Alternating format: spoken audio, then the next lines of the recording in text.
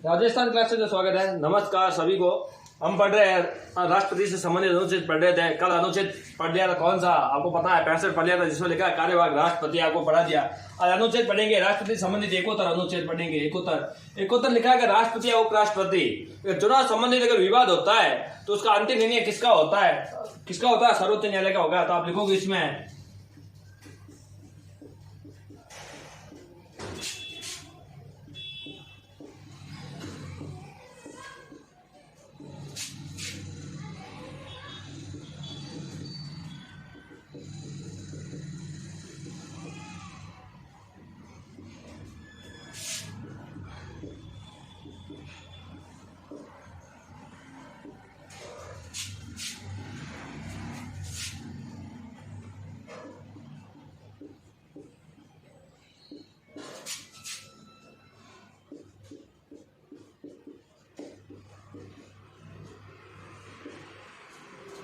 अनुच्छेद लिखा है कोता का राष्ट्रपति या उपराष्ट्रपति के चुनाव संबंधित विवाद होने पर अंतिम निर्णय। इसमें लिखोगे आप क्या? राष्ट्रपति या उपराष्ट्रपति संबंधित विवाद होता है चुनाव संबंधित, तो अंतिम निर्णय किसका होता है? सर्वोच्च न्यायालय का होता है। किसका होता है? सर्वोच्च न्यायालय।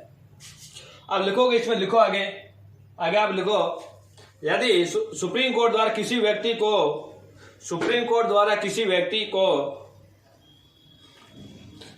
को राष्ट्रपति के रूप में राष्ट्रपति के नियुक्ति को राष्ट्रपति सर्वोच्च न्यायालय द्वारा किसी व्यक्ति को राष्ट्रपति के रूप में नियुक्ति करने के बाद अवैध घोषित कर दिया जाता है तो उसकी पद अवधि के दौरान लिए गए निर्णय को प्रभावित होंगे। ये क्या बोला है? अगर राष्ट्रपति उपराष्ट्रपति, अगर राष्ट्रपति सर्वोच्च सुप्रीम कोर्ट किसी व्यक्ति को, तो आप लिखोगे सुप्रीम कोर्ट किसी व्यक्ति को क्या? राष्ट्रपति पद पर क्या करता है? नियुक्ति करता है। राष्ट्रपति पद पर नियुक्ति को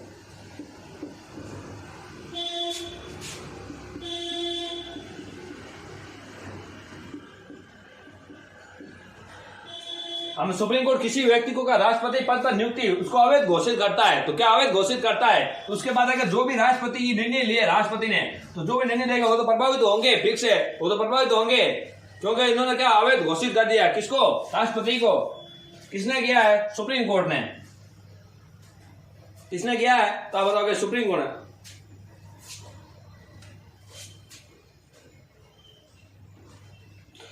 तो क्या ये प्रभावित तो हो गए, लेकिन इनको जो पद पर रहते हैं जो भी निर्णय लिए, मान लो ये पद पर है, इनको पहले अवैध से पहले जो भी निर्णय लिए तो वो क्या अवैध घोषित नहीं हो गए? क्या अवैध घोषित नहीं हो गए? अगर ये पद पर है तो उन्होंने कुछ नियम, अगर निर्णय या नियम या कानून बनाए तो उसके बाद ये क्या उनको हटाएंगे? तो जो हटाएंगे तब तक नहीं, हटाने से पहले जो भी होगी, जो निर्णय लिए वो कानून बन जाएंगे, उनको अवैध घोषित नहीं किया जाएंगे।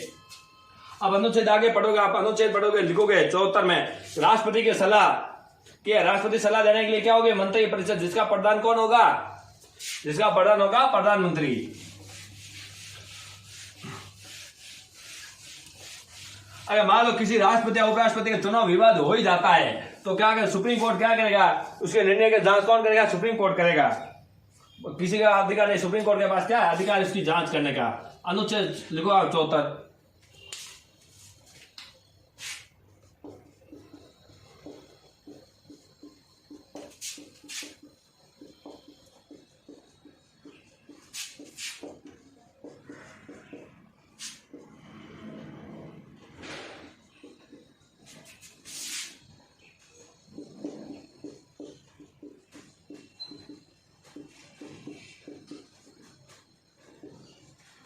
अगर लिखावट समझ ना आए, जो मैं बोल रहा हूँ इस पर एक बार ध्यान रखना, या वीडियो वापस देख लेना। इस बार राष्ट्रपति को सलाह देने के लिए सलाह देने के लिए क्या होगी? मंत्री परिषद होगी। क्या होगी? मंत्री परिषद होगी। केंद्रीय मंत्री परिषद ने, अब आगे लिखोगे इसमें, केंद्रीय मंत्री परिषद ने आप लिखोगे इसमें लिख दोगे केंद्रीय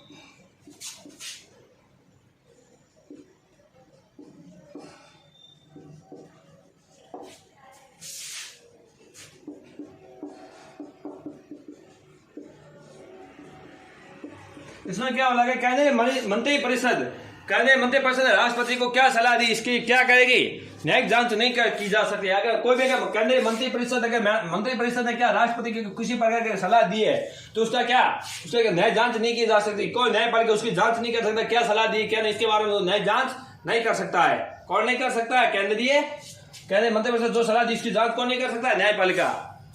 नोट कर लो आप, ये नोट कर लो। इसमें लिखोगे कि जब 44वां संविधान संशोधन कब 44वां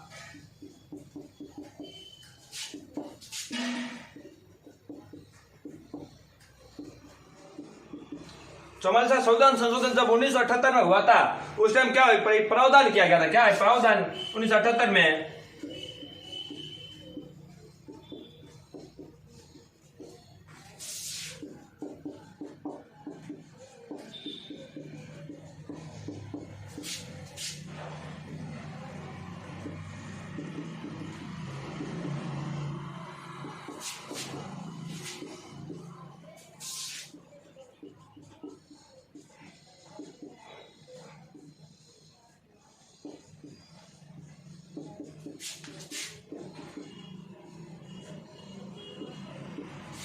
इसमें क्या बोला? 44वां संविधान संशोधन 1978 में ये प्रावधान किया गया था कि राष्ट्रपति को जो मंत्री परिषद सलाह देती है उसको एक बार क्या पुनः विचार को लौटा सके। राष्ट्रपति की सलाह को मंत्री परिषद की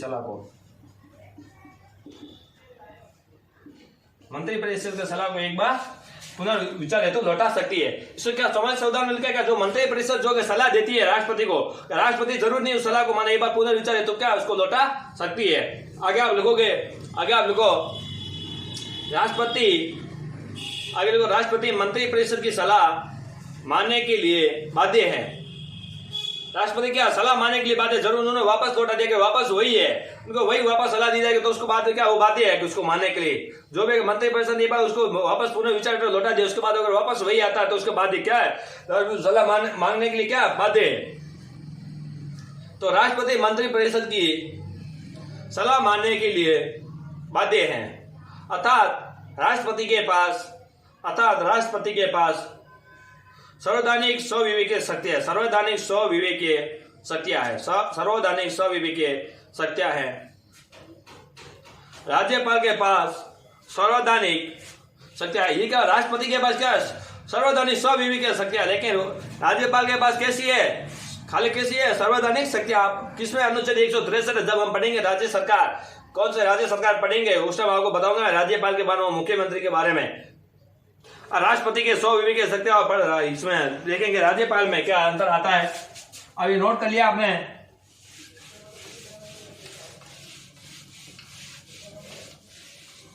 स्विवेकीय शक्तियों में एक बार आप देख लो, इस साइड लिख दो राष्ट्रपति, यहां लिख दो राष्ट्रपति, यहां लिख दो राज्यपाल। एक साइड क्या लिख दो? एक साइड लिख दो राष्ट्रपति, एक बार लिख दो राज्यपाल। राज्यपाल के पास क्या स्विवेकीय शक्तियां? राज्यपाल के पास क्या स्विवेकीय शक्तियां? कैसे शक्तियां स्विवेकीय?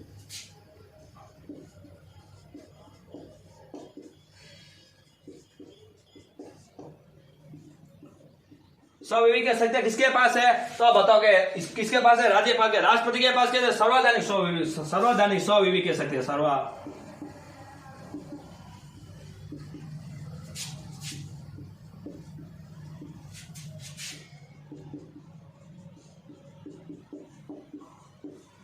राष्ट्रपति के पास कैसे सर्वैधानिक स्विवेकीय शक्तियां है, लेकिन राज्यपाल के पास कैसी है? तो आप बताओ स्विवेकीय शक्तियां वाली, स्विवेकीय सर्वैधानिक स्विवेकीय शक्तियां नहीं। राज्यपाल के पास जन्म स्वविवेक क्या जन्म से जन्म स्वविवेक क्या होती है, जन्म से सब मतलब जब राज्यपाल पद पर रहता है उसके बाद स्वविवेक शक्तियां होती है।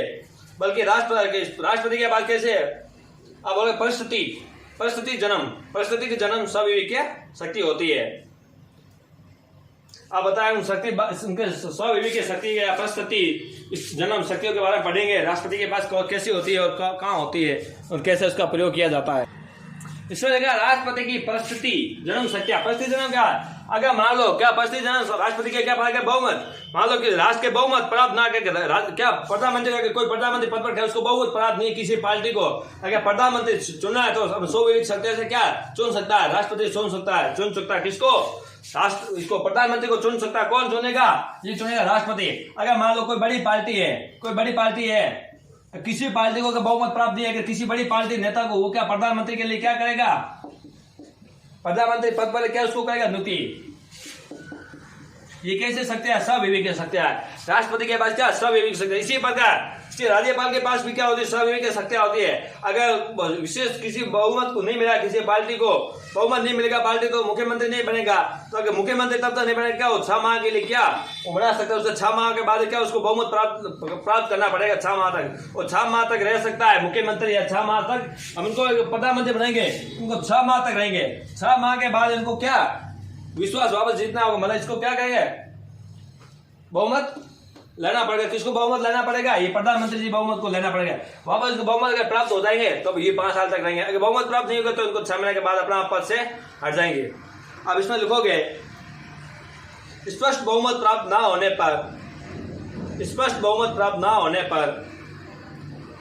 पर ऐसी स्थिति में राष्ट्रपति स्वविवेकीय शक्तियों से प्रधानमंत्री की नियुक्ति करता है, स्वविवेकीय शक्तियों से प्रधानमंत्री की नियुक्ति करता है। पर ऐसी एक स्थिति होती है प्रधानमंत्री की मृत्यु में, अगर प्रधानमंत्री पद पर रहता है उसका उत्तराधिकारी अगर आप जब तक उसका उत्तराधिकारी नहीं होता तब तक क्या होता है, अगर उसका पार्टी में कोई अच्छा लीडर होता तो वो प्रधानमंत्री बन जाएगा, नहीं होगा तो क्या करेगा, चुनाव हो गया तब तक 6 महीने के लिए तो बनाना पड़ेगा प्रधानमंत्री। तो अगर देखो प्रधानमंत्री की मृत्यु होने के बाद उनका कोई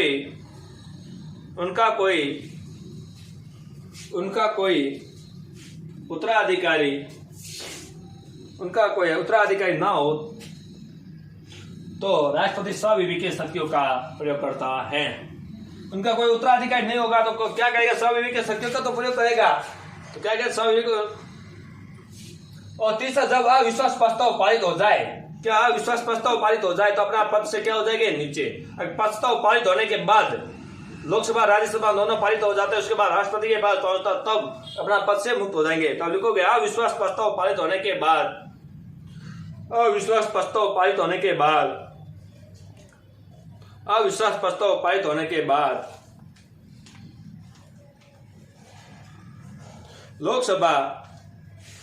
लोकसभा को भंग माना जाएगा।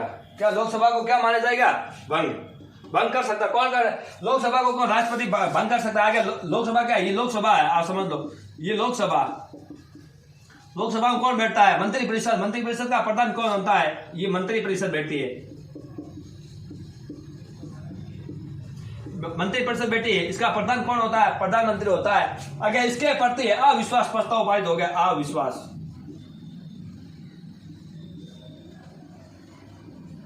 अविश्वास प्रस्ताव अगर पारित हो गया लोकसभा, तो लोकसभा को कौन भंग कर सकता है, लोकसभा को कौन भंग कर सकता है, राष्ट्रपति भंग कर सकता है। कौन भंग कर सकता है, तो आप बताओगे राष्ट्रपति भंग कर सकता है। इसके बाद अनुच्छेद पढ़ेंगे हम 75 लिखा प्रधानमंत्री में केंद्रीय मंत्रिपरिषद पढ़ेंगे, अनुच्छेद आप लिखेंगे 75।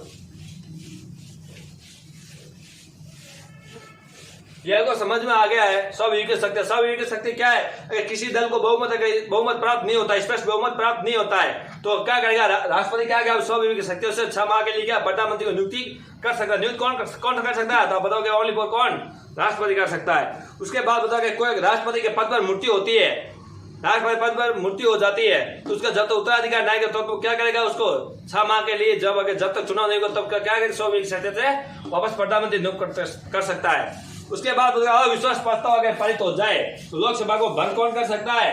तो आप बताओगे कौन कर सकता है? तो आप बताओगे राष्ट्रपति भंग कर सकता है।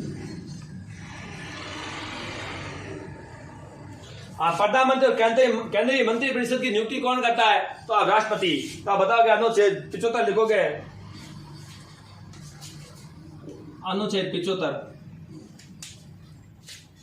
इसमें लिखोगे प्रधानमंत्री। वाह,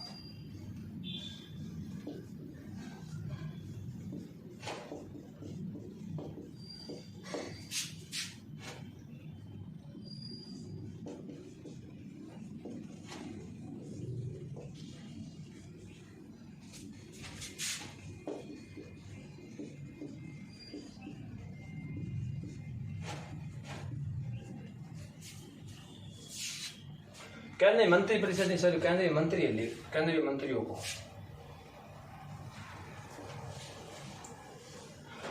अब प्रधानमंत्री क्या करेगा? जो मैं प्रधानमंत्री की नियुक्ति तो कौन करेगा? राष्ट्रपति। ये शपथ को राष्ट्रपति दिलाएंगे। अगर जो इनके मंत्री है, जो भी विभाग है, विभागों के क्या मंत्री कौन ये बनाएंगे? तो ये मंत्री सूची तो ये बना के कौन? प्रधानमंत्री सूची बना के देंगे किसको? राष्ट्रपति को। राष्ट्रपति क्या करे? जिस विभाग का जो भी होगा मंत्री, उसको कौन शपथ दिलाएंगे? तो आप बताओगे राष्ट्रपति। ये क्या करेंगे? शपथ दिलाएंगे, उनको विभाग आवंटन कर देंगे। कौन करेंगे? तो आप बताओगे राष्ट्रपति करेंगे। कौन करेंगे? राष्ट्रपति। और सूची तैयार कौन करेगा? सूची इनका जो किन किन विभागों का कौन कौन मंत्री बनेगा, उसकी सूची कौन तैयार करेगा? तो प्रधानमंत्री। तो अब इसमें लिखोगे केंद्रीय मंत्रियों की सूची, केंद्रीय मंत्रियों की सूची, ऐसे केंद्रीय विभागों के मंत्रियों की सूची, केंद्रीय विभागों के मंत्रियों की सूची प्रधानमंत्री बनाता है। लेकिन विभागों का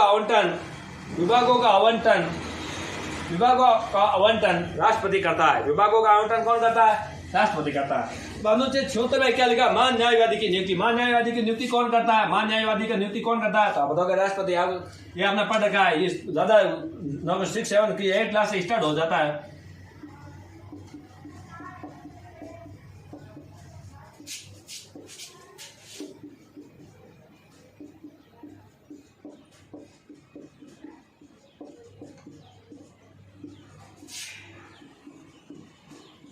कौन करता है? महान न्यायवादी की नियुक्ति राष्ट्रपति करता है। महान न्यायवादी होता है, ये क्या होता है? भारत सरकार का सबसे बड़ा वकील होता है। भारत सरकार का सबसे बड़ा वकील होता है।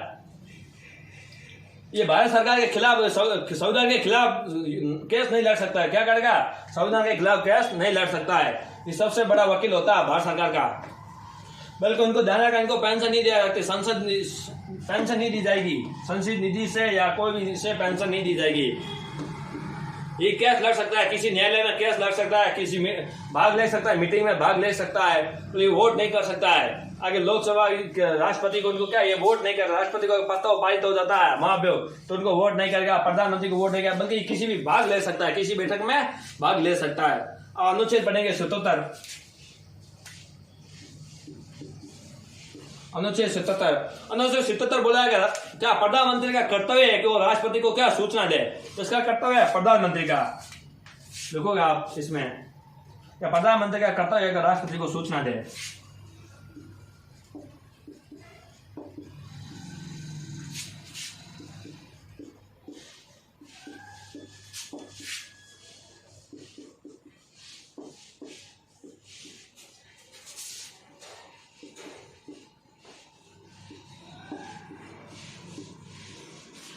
प्रधानमंत्री का क्या कर्तव्य? राष्ट्रपति को सूचना दे। अगर राष्ट्रपति मांगे तो भी अच्छा, अगर नहीं मांगे, बिना मांगे भी इनको राष्ट्रपति को सूचना देना किसका कर्तव्य है? प्रधानमंत्री का कर्तव्य। आप इसमें लिखोगे, इसमें लिखो प्रधानमंत्री का कर्तव्य बनता है कि, लिखोगे प्रधानमंत्री का कर्तव्य बनता है कि वो राष्ट्रपति को सूचना दे, राष्ट्रपति को सूचना दे। डैश लगाकर लिखोगे आप इसमें, मांगने पर अथवा या बिना मांगे, मांगने पर या अथवा बिना मांगे।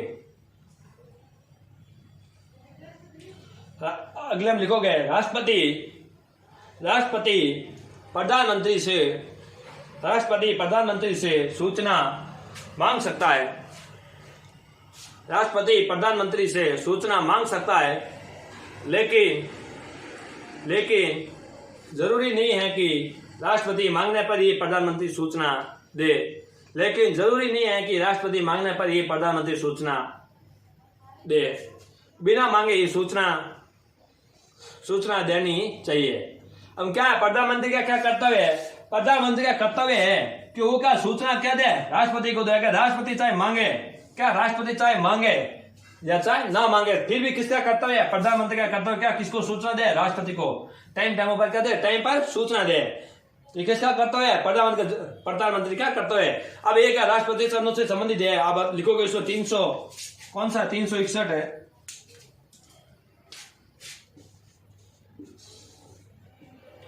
361 में लिखा है कि राष्ट्रपति और राज्यपाल की विशेष शक्तियां। राष्ट्रपति और राज्यपाल की विशेष शक्तियां।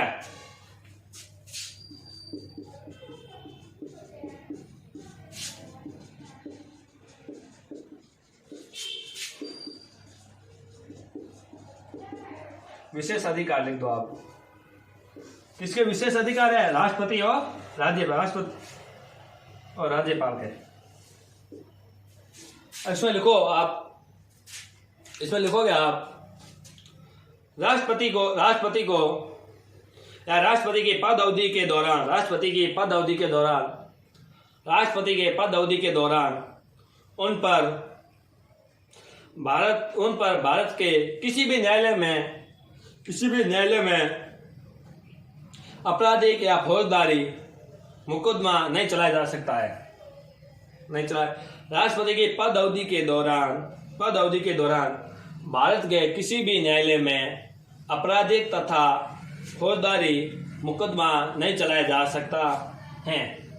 और क्या राज्यपाल या राष्ट्रपति क्या पद पर है तो इनमें क्या है, भारत के किसी भी न्यायालय में इन दोनों के पद पर रहते हैं। तो भारत के किसी भी न्यायालय में भारत के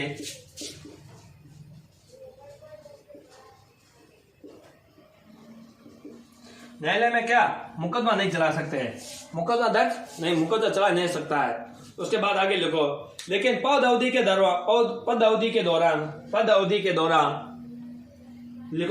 के दौरान सिविल मुकदमा चलाया जा सकता है।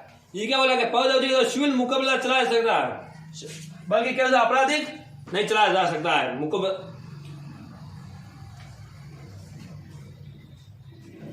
लेकिन उसके लिए मुकदमा चला तो जा सिविल, लेकिन उसके लिए क्या 2 माह पहले तो क्या सूचना देनी पड़ेगी, राष्ट्रपति को सूचना दी जाएगी। अगर मान लो कि सिविल मुकदमा चलाया जाता है राष्ट्रपति पर, तो राष्ट्रपति को सूचना 2 महीने पहले दे देंगे।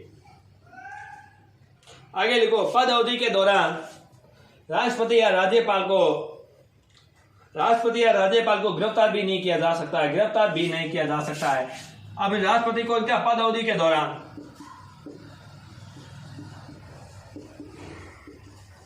क्या करेंगे? पद अवधि के दौरान क्या गिरफ्तार नहीं कर सकते, इनको गिरफ्तार नहीं कर सकते हैं।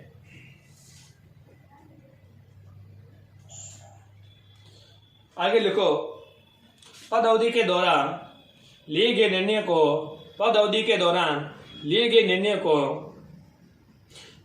वह न्यायालय के प्रति जवाबदेही नहीं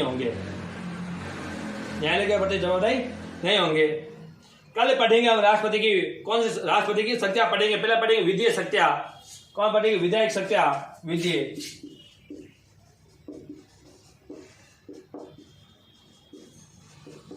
कल क्या पढ़े? राष्ट्रपति की शक्तियां पढ़ेंगे, विधीय शक्तियां पहले सबसे पहले पढ़ेंगे हम कल। आज हम पढ़ेंगे यहीं तक राष्ट्रपति से संबंधित अनुच्छेद पूरे हो गए। अब शक्तियां पढ़ेंगे राष्ट्रपति के कितने प्रकार की शक्तियां हमें पता चला। वित्तीय, न्यायिक, कूटनीति, ये सब शक्तियां किसके पास है? राष्ट्रपति के पास है शक्तियां। वो कल पढ़ेंगे हम। धन्यवाद।